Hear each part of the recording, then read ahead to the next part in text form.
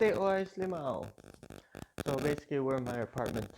We're supposed to go have a barbecue, but the weather is not that ideal. Uh, it's cloudy and it was raining. The cars are still wet, so we decided not to have it. But I did do some barbecue prepping. I brined a spatchcock chicken, so I won't let that go to waste. It's been in the fridge overnight, and basically, we're just gonna roast it. So the thing we're gonna do is we're gonna make some marinade for the chicken. It's gonna be something really simple. Usually, it's good enough with salt and pepper, but we're just gonna do it half Asian, half European, because like the thing is, it's all one continent anyways, and I won't call it Eurasia. So I'm gonna put in a teaspoon of turmeric, which is ironic, redundant, because I'm gonna put in a teaspoon of pre-made little curry powder, and I hate doing this. I'd rather really just buy pepper, but a whole bunch of pepper. Since it's been in brine, I'm not gonna put in a whole bunch of salt, but I usually like to, like what Adam Ragusia does, salt my by the amount of meat that I have.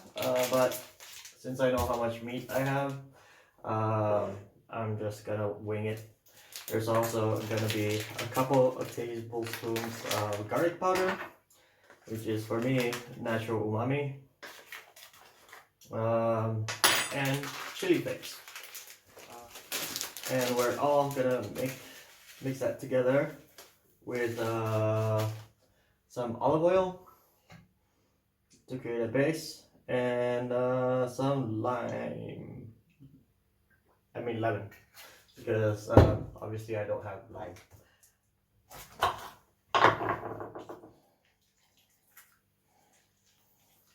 I think these lemons are genetically modified, because I've bought like these and or like bred that way, because there's very few seeds or like none at all.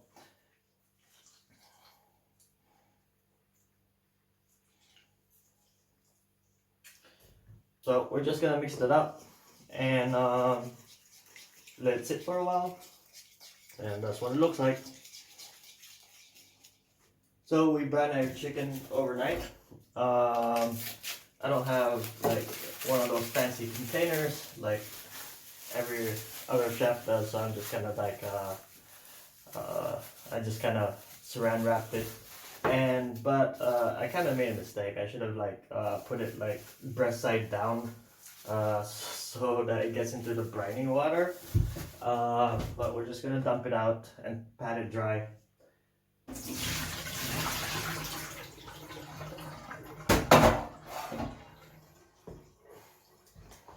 With a paper towel.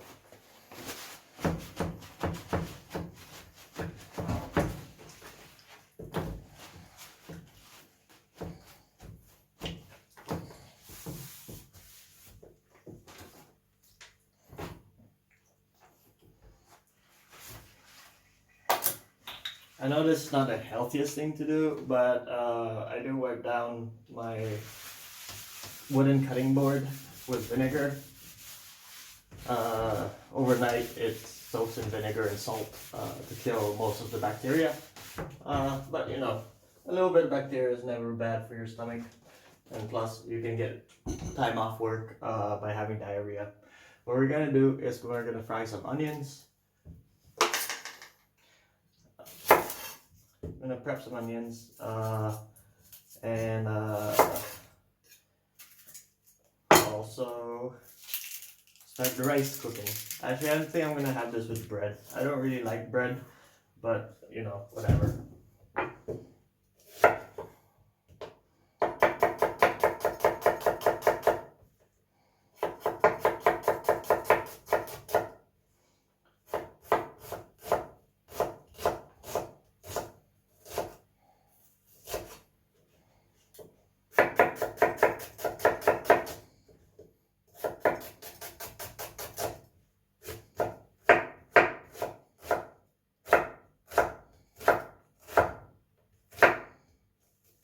Just to get some aromatics going.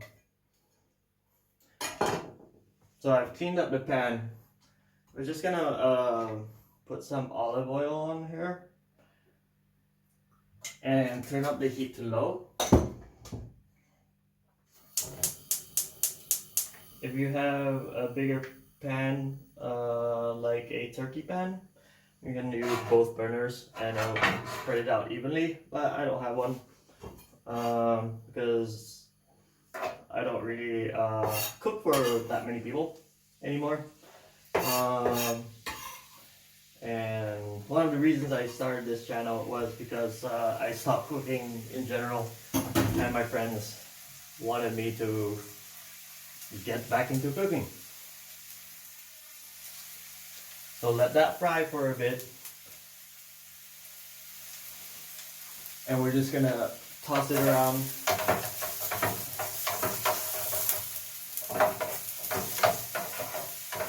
And get some aromatics going.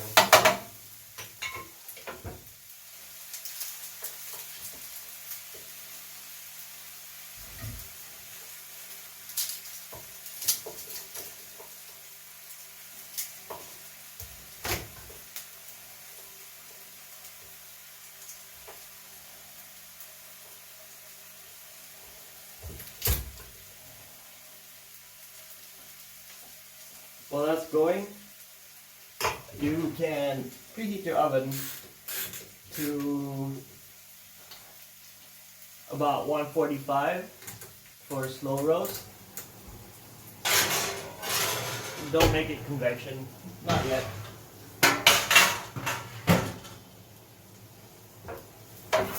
Ooh, see, now it's like burning. And we don't want that to happen.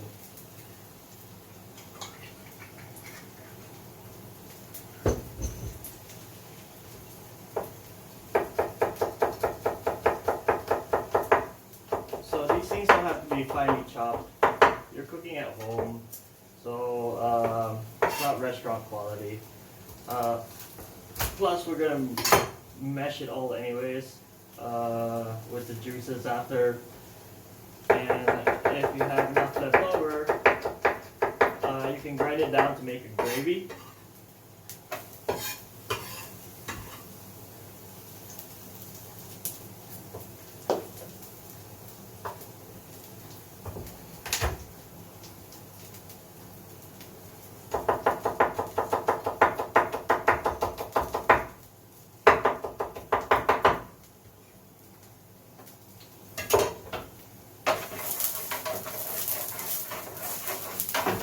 So while that's slowly simmering and burning,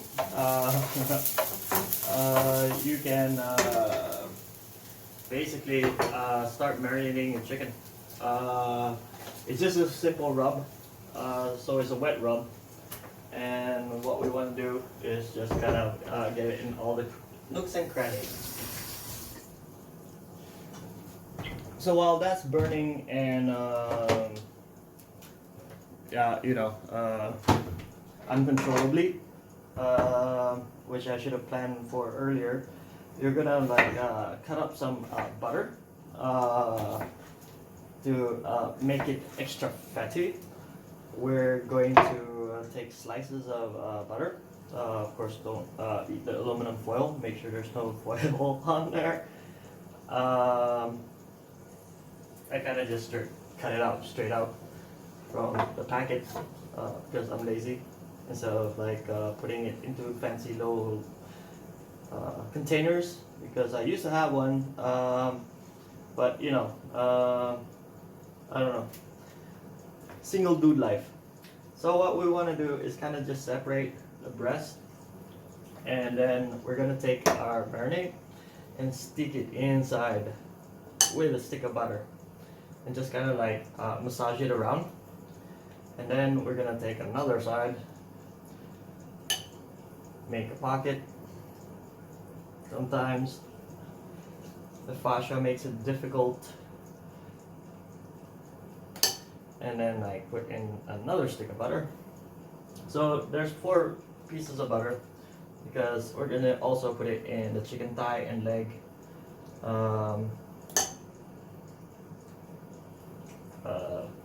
To make it more juicy. The secret with like keeping the breast soft is to actually cook it last.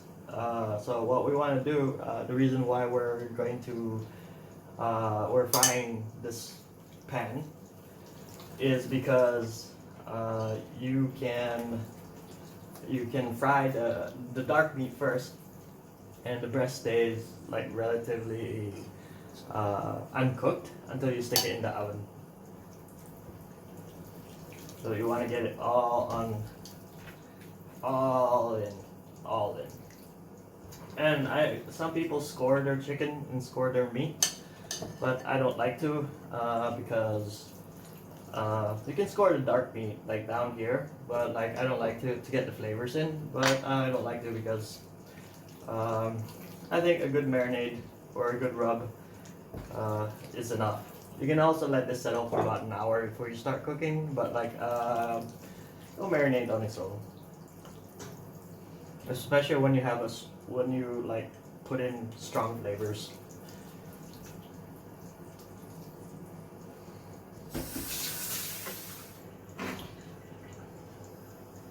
So now that you have that going, before it burns some more, I know I'm adding more oil, but it keeps on going to one side, which I guess is the fault of either the pan or the level of the stove. But you want to stick the bottom side down and watch it fry.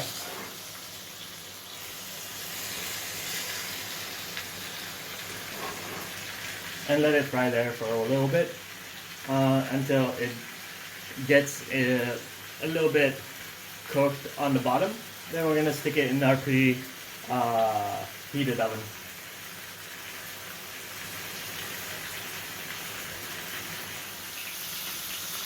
Yeah, so it's supposed to be 165 and not 145. I mean, like it can slow cook at 145, but that'll take forever. 165 is the temperature you want the meat to get to. Since you see the bottom is frying up nice and well, it's about time to transfer to the oven. I also stuck a tomato just to see what would happen.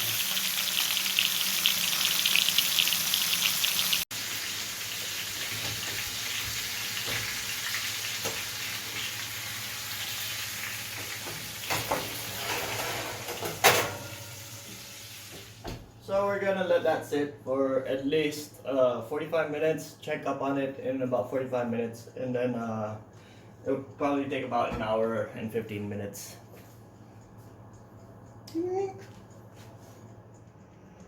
Nope, I was right. So basically, like, it is supposed to be 164 degrees Fahrenheit, so you can actually lower it down to like about because Europeans are weird, and so lower it down to 125, and we'll like let it slow roast.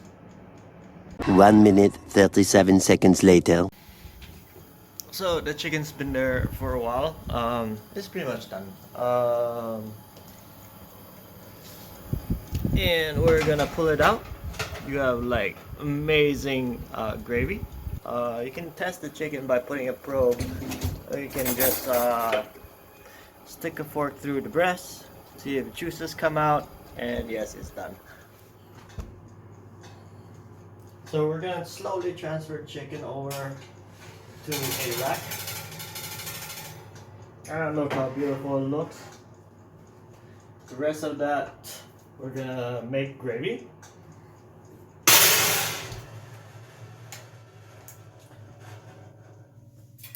So transferring chicken is not hard. You just have to have the right tools and let it cool on the rack for a little bit.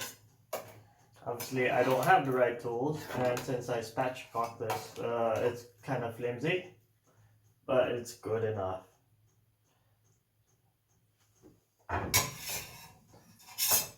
We're gonna take this nice little grilled slash fried tomato and also let it rest. So for the rest of the stuff, we don't have to make a new pot. We're just gonna turn up the heat and try to scrape off all the fond. And don't do this with a metal spoon like I just did. We're gonna scrape off all the fond.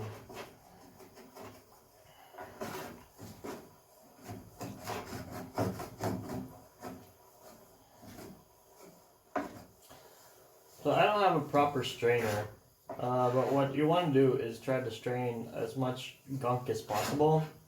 But it's not really necessary because I'm going to blend it anyways. We're going to grab a small pot and we're going to give it a dash of flour to create gravy. This is the easiest way to do it. You can create like your bechamel and all that, but and pour it in like slowly. But since this is not restaurant quality, we're just gonna mix this in. It can be clumpy, it doesn't really matter.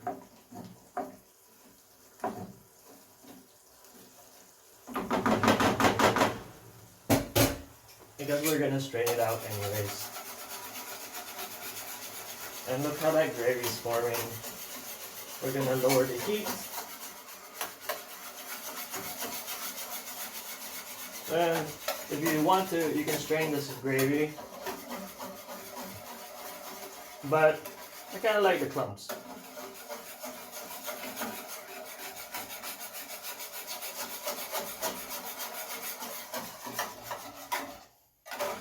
To sort of water it down, you can put it in, like if it's too thick, you can put in some cream.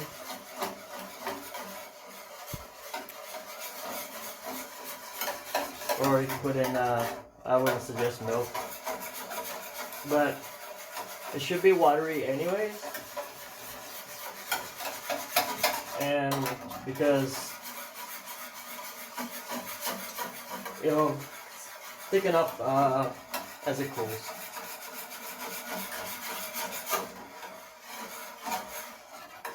Note to self, buy a strainer. So this is the time when you strain it, but I'm not going to.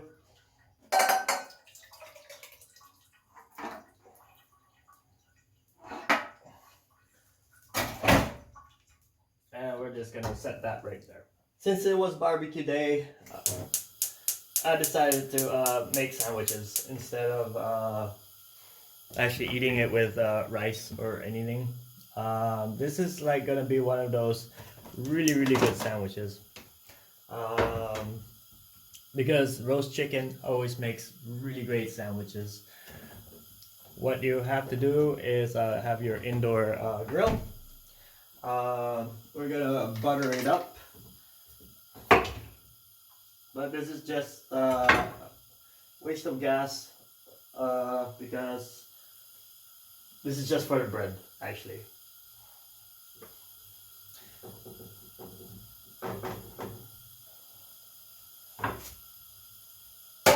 So we got this lovely domestic bread that we made from Clara. Lied to you, we didn't make it, but it was really good. It looks really good. So I don't like a lot of bread in general. I don't mind a good burger now and then, but Croatia has no good burgers. There is like one place, but like that sort of okay, but usually they're not that great. So I'm gonna make little sandwiches. I'm not saying that the bread here is not that great. I'm just not a big fan of bread.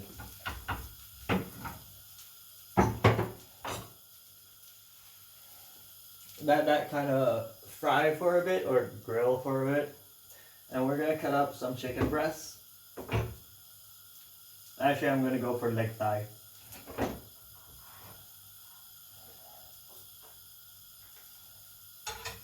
It falls apart so quickly.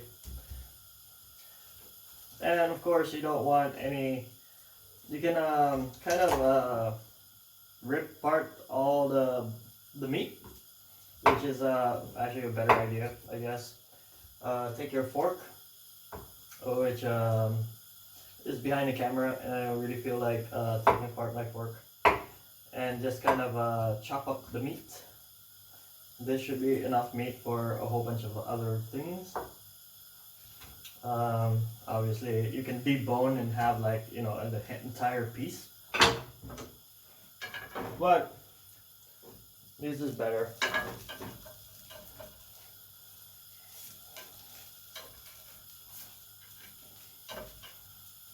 The chicken's really juicy, so I'm contemplating of putting sauces on it, and plus it's already pre-spiced. Not really sure if I want to put sauce on it.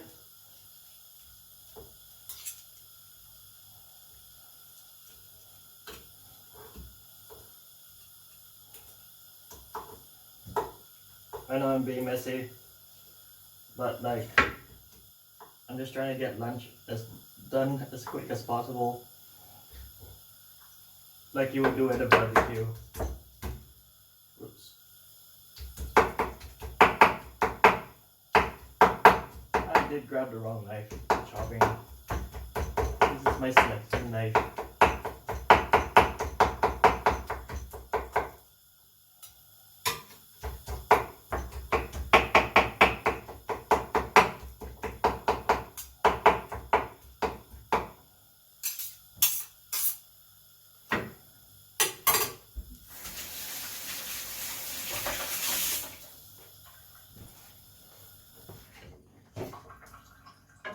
So yes, now that it's nice and crispy,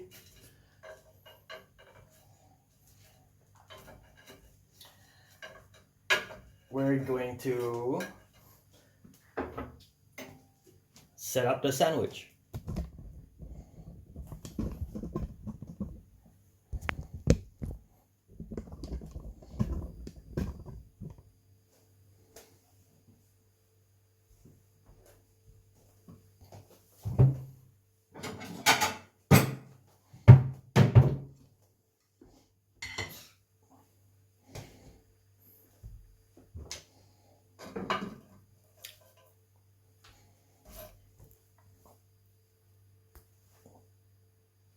So obviously the bread goes first.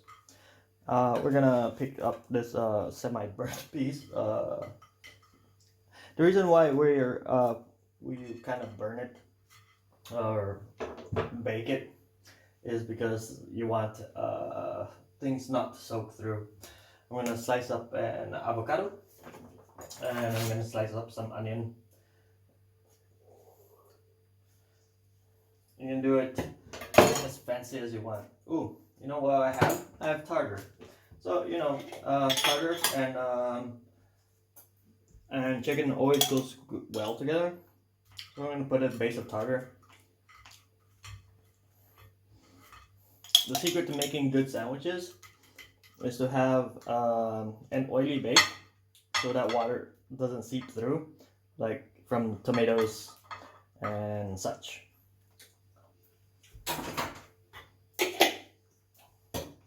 We're gonna cut this, slice this beautifully roasted tomato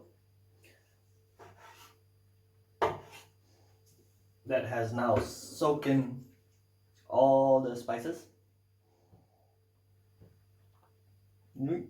Whoops. Yoink.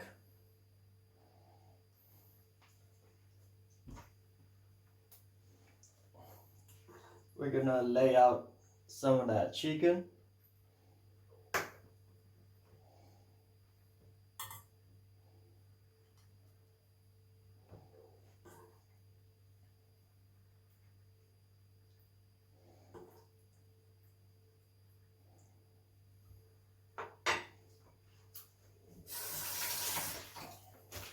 We're gonna put our little slice of cheese. Of course, I'm using American cheese because it actually melts better. And before everybody says that's just a cheese product, it's not really a cheese product, it's actually a cheese.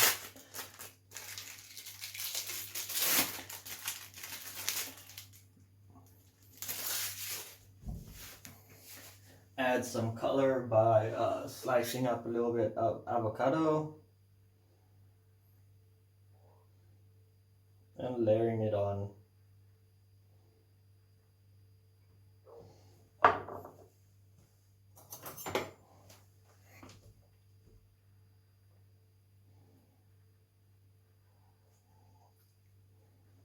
Oh, got some skin on it.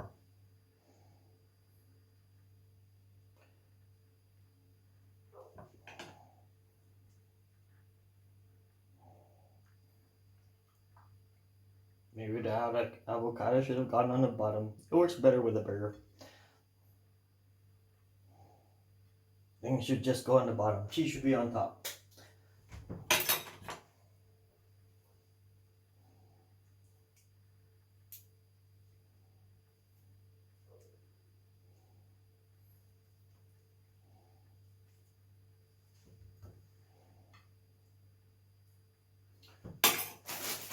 And then we have some microgreens. Compliments of Daniel's friend, I guess, because I still don't know where to get microgreens. It's on order. So, to make things have some sort of crunch to it. Take the sandwich.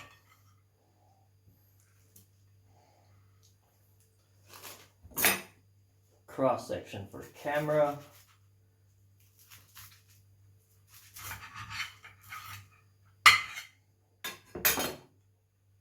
It looks like a mess, but check that out.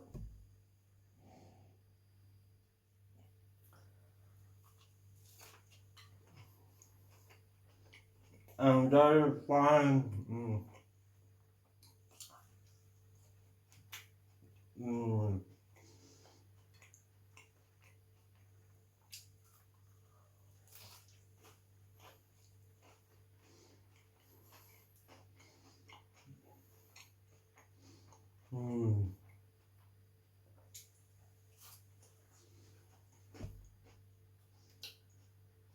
So good. So I actually ended up making a sandwich like I said I would in the other video, where you layer the vegetables and the wet stuff on the bottom, chicken on top, and the cheese. Check it out. Here's the sort of cross section. Don't know if you can see it, but this is like one of the most unhealthiest things to do, because I actually did like finish off the gravy and with a stick blender, and this one of the recipes for a great heart attack. But it's so good. So anyways, peace, love. Check you guys out in the next video.